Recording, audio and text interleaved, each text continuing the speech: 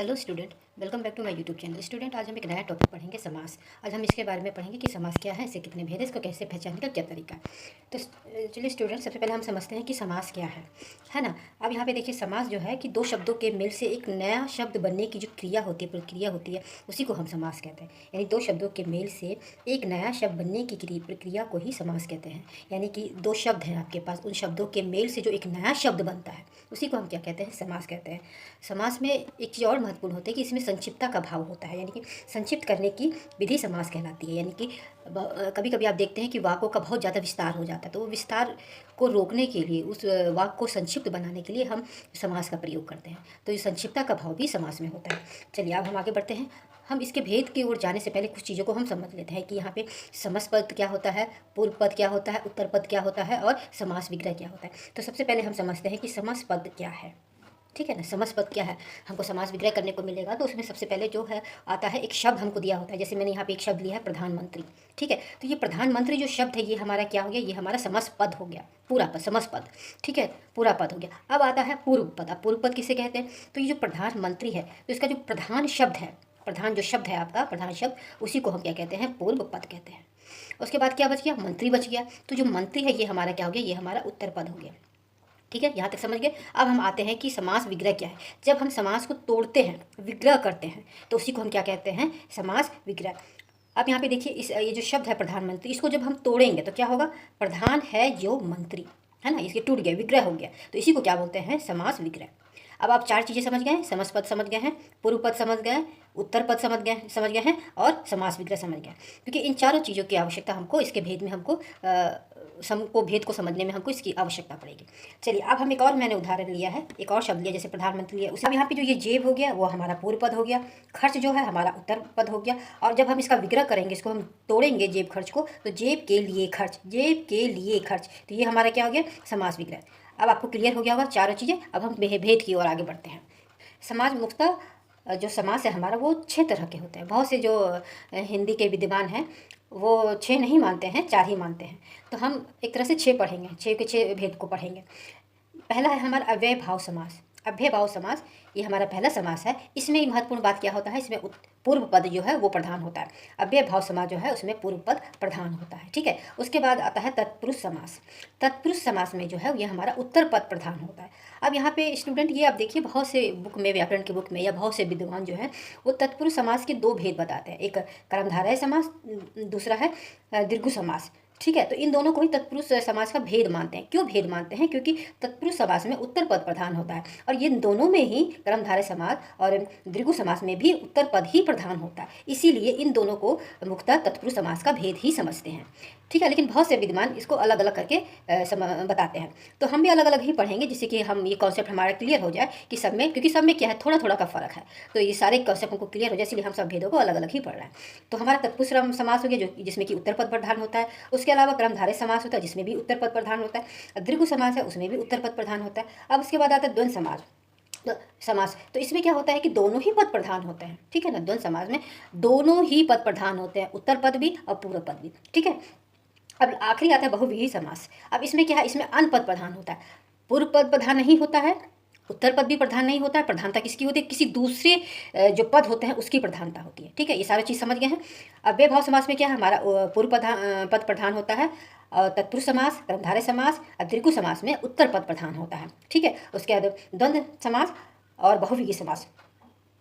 इसमें क्या होता है, द्वंद्व में क्या, दोनों होते हैं, दोनों प्रधान होते हैं पद, और बहुव्रीहि समास में अनपद प्रधान होते हैं। ठीक है, ये सारी चीज़ को आप समझ गए। अब ये जो पद है, इनके जो प्रमुख पद है, उसको भी आपको दिमाग में रखना होगा। जब भी आप विग्रह करेंगे या फिर समास का नाम लिखेंगे, तब आपको उसमें काम आएगा। तो इन सारी चीज़ों को भी आप एकदम दिमाग में याद कर लीजिए, रख लीजिए दिमाग में। ठीक है, अब हम एक एक करके सारे समास को पढ़ेंगे।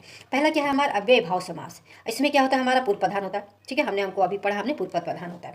अब इस समास की प्रमुख विशेषता क्या है, ये अव्यय है, यानी कि इस समास में अव्यय जो शब्द होते हैं उसकी ही प्रधानता होती है। अब यहाँ कुछ पॉइंट को हम समझते हैं। जिस समस्त पद में पूर्व प्रधान हो और अव्यय हो तथा समस्त पद अव्यय बन जाता है, यानी कि जो हमारा समस्त पद है उसमें पूर्व पद प्रधान होना चाहिए, यानी कि पहला पद प्रधान होना चाहिए, और वो अव्यय भी होना चाहिए। अव्यय शब्द कौन होता है, जिसमें किसी प्रकार का कोई परिवर्तन नहीं होता है। ठीक है, तथा जब हम समस्त पद बनाएंगे तो वो क्या हो जाएगा, जो समस्त, उसका जो पूरा समस्त पद होगा वो क्या होगा, वो अव्यय ही शब्द होगा। ठीक है, अव्यय बन जाता है। नेक्स्ट हमारा पॉइंट क्या है, इसी को हम क्या बोलते हैं, अव्यय भाव समास बोलते हैं। नेक्स्ट हमारा क्या है, जहाँ शब्दों की आवृत्ति के कारण पूरा पद अव्यय बन जाता है, यानी कि कभी कभी जो हमारे शब्द होते हैं वो रिपीट होते हैं, जैसे रातों रात, दिनों दिन, कानों कान, ठीक है ना। तो इस तरह के शब्द भी क्या होते हैं, वो पूरा का पूरा पद अव्ययी बन जाता है, उसको भी अव्ययी भाव समास में रखते हैं। ठीक है, क्लियर हो गया यहाँ तक। अब हम इसके उदाहरण को समझते हैं। यहाँ पे मैंने पहले समस्त पद लिखा हुआ है, फिर उसका विग्रह लिखा हुआ है, जैसे कि आपको समझने में सरलता होगी। ठीक है, अब यहाँ पे अव्ययी भाव समास में पहला उदाहरण क्या, प्रतिदिन। ठीक है, प्रतिदिन, प्रतिदिन में ये प्रति हमारा, क्योंकि इसमें जो है हमारा पूर्व प्रधान होता है, पहला वाला पद प्रधान होता है, तो यहाँ पे प्रति।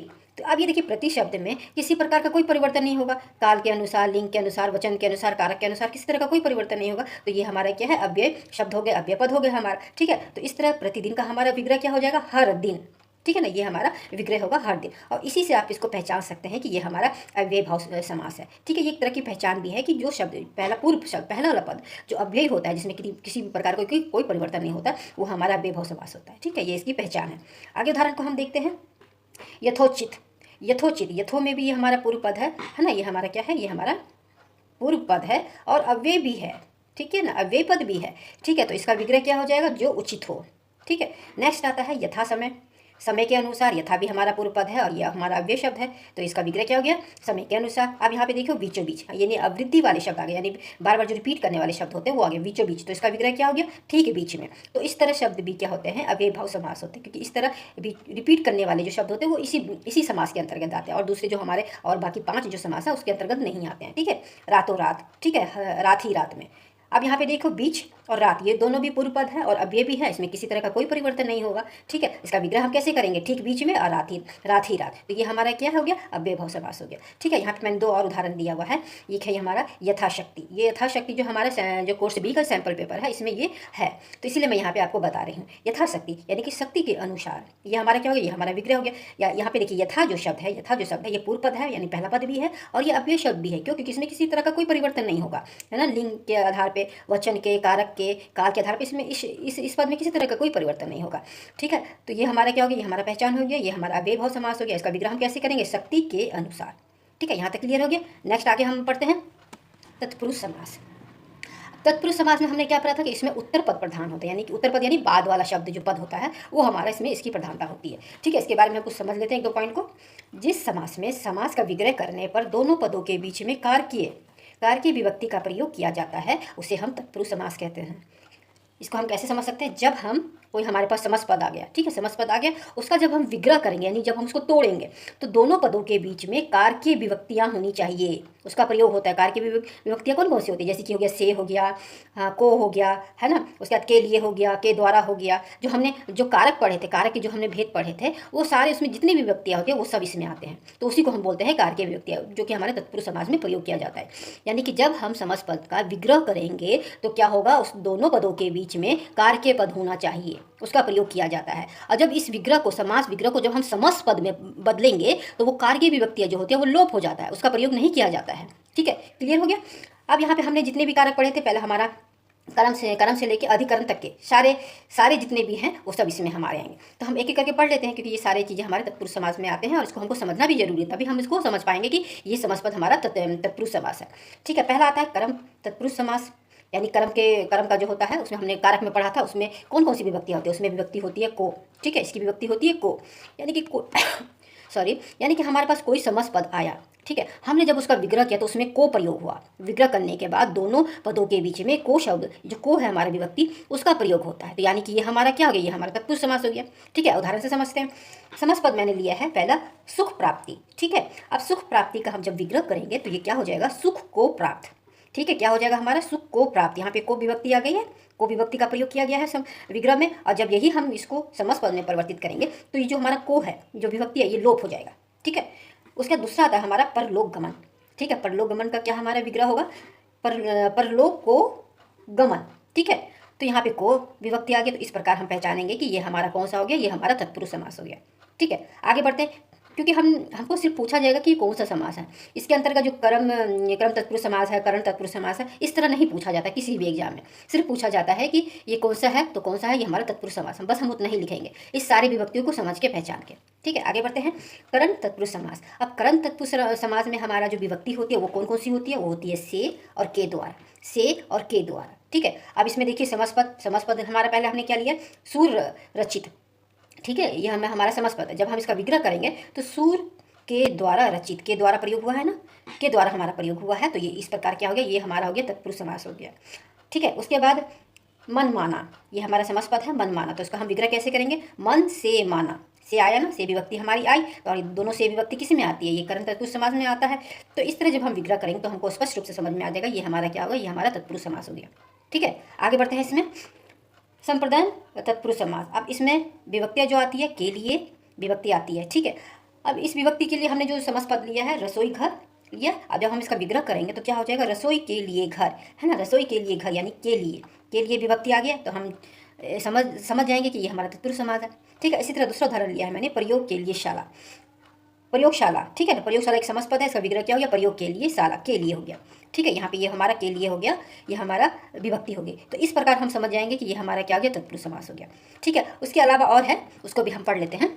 अब नेक्स्ट आता है अपदान तत्पुरुष समास। अब इस समास में, इस तत्पुरुष समास में कौन कौन सी विभक्तियाँ होती है, इसमें विभक्ति होती है से।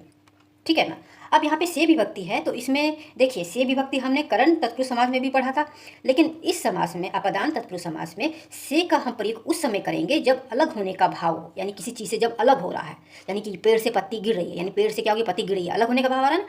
उसके अलावा भय के अर्थ में, इन दोनों के अर्थ में से का प्रयोग यहाँ पे किया जाता है। ठीक है, इसका उदाहरण देख लेते हैं। पहला इसमें समास पद क्या है, रोग मुक्त।